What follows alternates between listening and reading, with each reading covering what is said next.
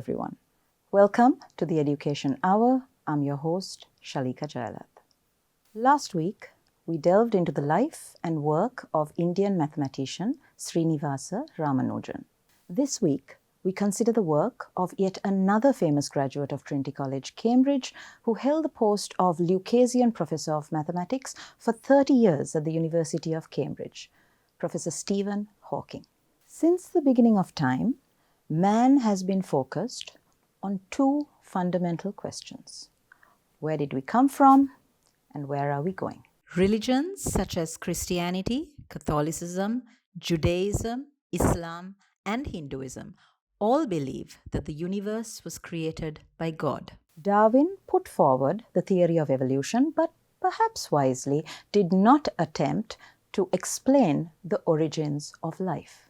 Then in 1929, Edwin Hubble, in whose honor the Hubble telescope is named, made the revolutionary discovery that A, the Milky Way is not the only galaxy in the universe, and B, the further apart galaxies are from each other, the faster they move away from one another. His findings, published in 1929, led to the widely accepted notion that the universe is expanding.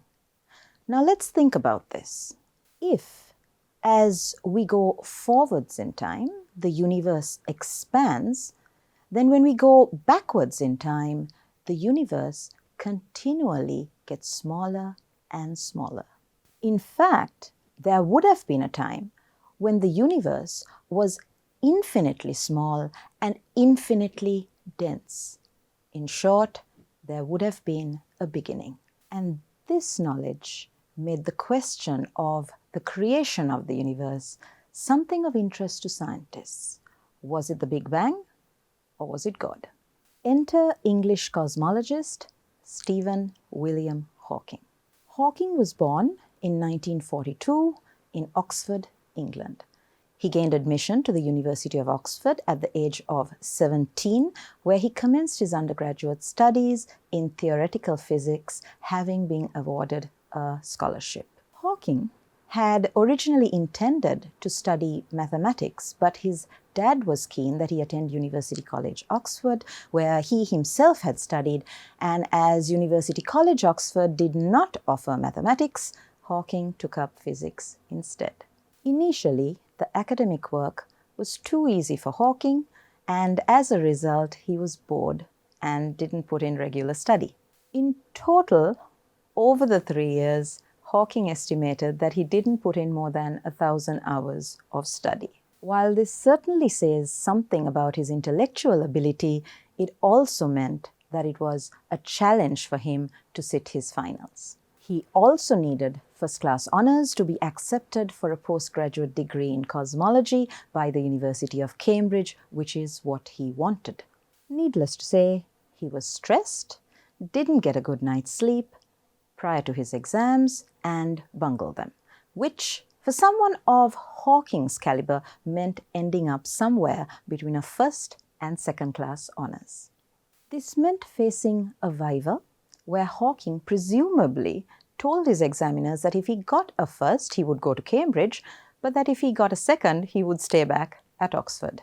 Whether the examiners saw his potential, and let us hope that this was the case, or wanted to get rid of a lazy and difficult student, we don't know, but Hawking certainly got his first and ended up as a postgraduate student of cosmology at Trinity College, Cambridge in 1962 under the supervision of Dennis Sharma, one of the founders of modern cosmology.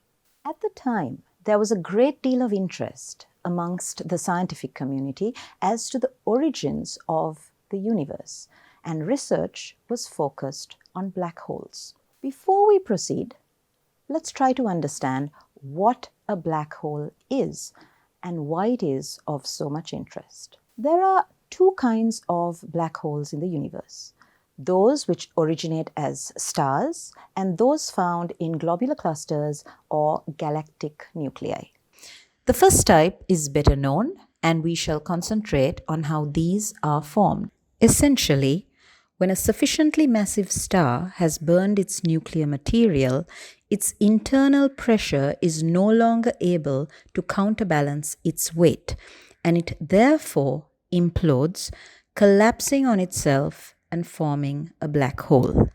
At the time Hawking began his postgraduate studies at Trinity College, Cambridge, it was believed that a black hole was a place in space where the gravitational pull was so high that nothing, not even light, could escape it, which is why it was completely black and therefore called a black hole.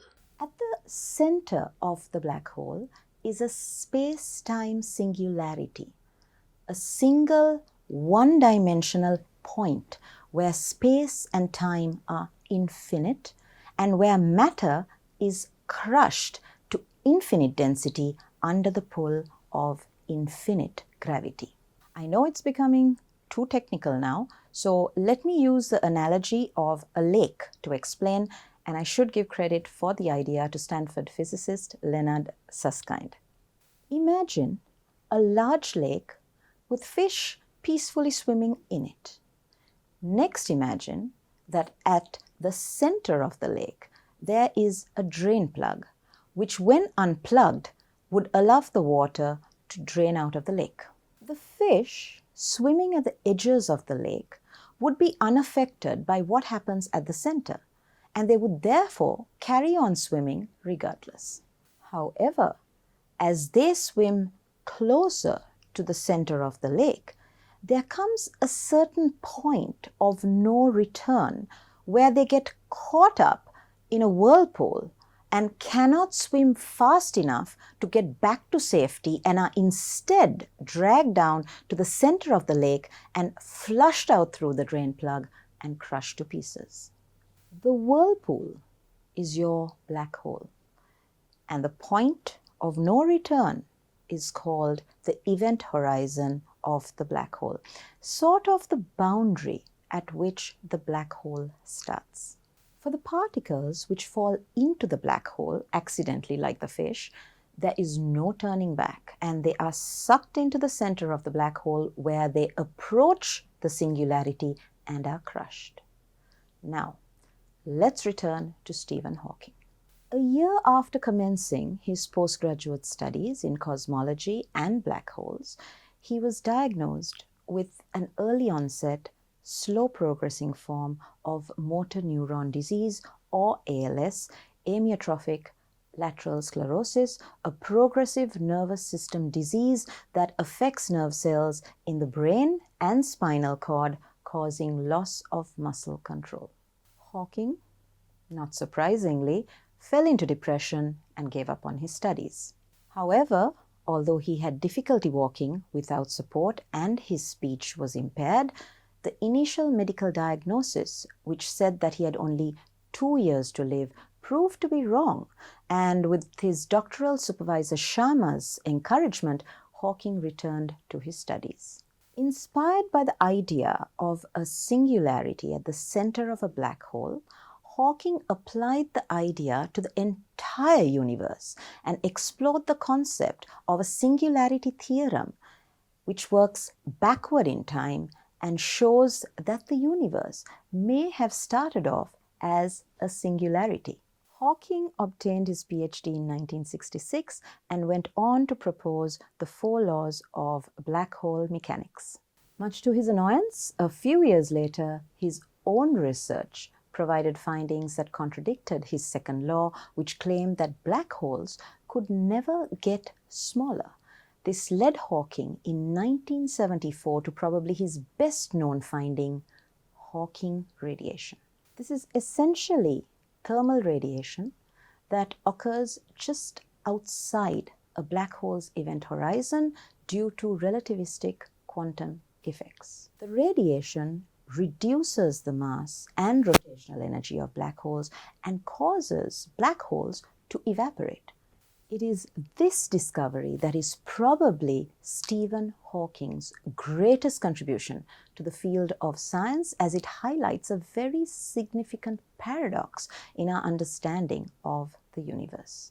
In physics, the microworld of atoms and subatoms are explained by quantum mechanics, whereas Einstein's general relativity explains gravity and the bigger structure of the universe. The issue in physics is that quantum mechanics and general relativity are not compatible with each other.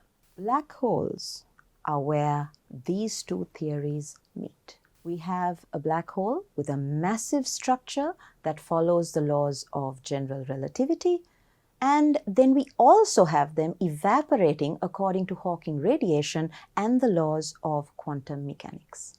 We also have another issue when a black hole evaporates.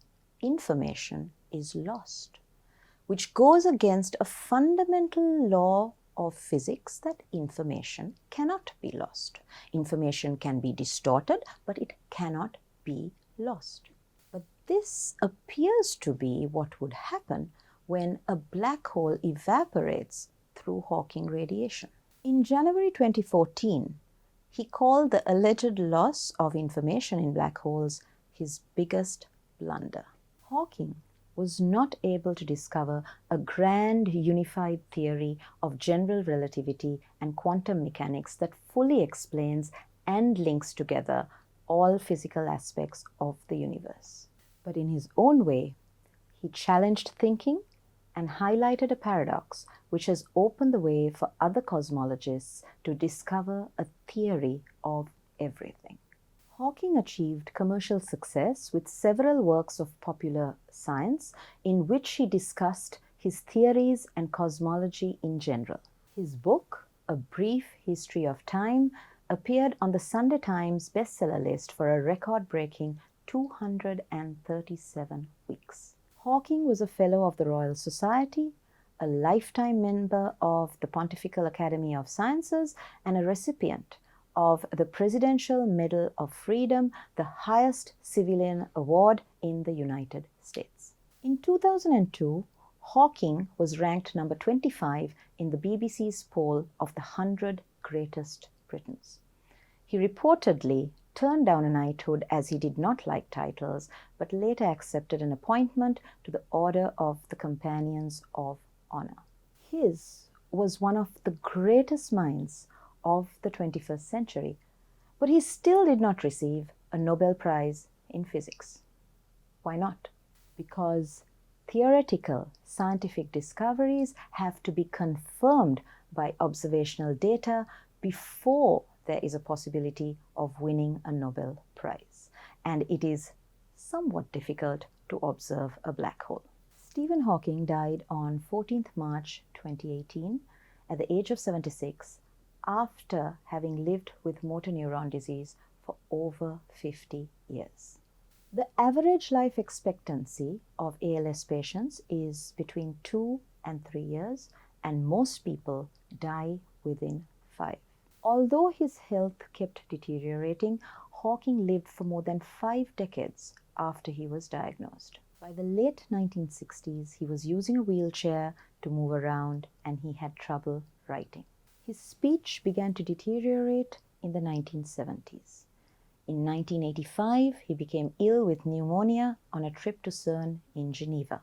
To help him breathe again, doctors performed a tracheotomy, cutting a hole in his neck and placing a tube into his windpipe, after which he irreversibly lost the ability to speak. He then communicated through a speech-generating device, initially through use of a handheld switch and eventually by using a single cheek muscle. He also needed round-the-clock care. The motto by which he lived his life was simple, yet, like his findings, profound. While there's life, there's hope. Thank you for tuning in. Join me next week on the Education Hour when we cross the Atlantic to visit the work of yet another genius who also suffered with health issues, but who, unlike Stephen Hawking, did in fact win the Nobel Prize. This is Shaleeka Jayalath. Stay safe.